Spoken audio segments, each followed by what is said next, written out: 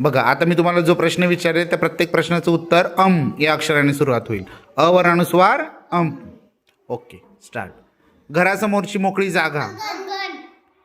दोघींचं बरोबर आहे. झोपण्यासाठी केलेली व्यवस्था किंवा मांडणी. अंथरूण. जा मागे. एक दागिना. अंगठी. उजेड नसणे म्हणजे बडे मागे जा. एक बेट. नाही ते दोघींनी जा मागे. आणि नंतर काय करायचं आपल्या बाहेर बघा हे आहे आपला नकाशा आहे ना, नकाशामध्ये बघा वरून कोणता बेट आहे. हां अ वर अनुस्वारून कोणता बेट आहे. हां आपले शरीर. अंग. Very good.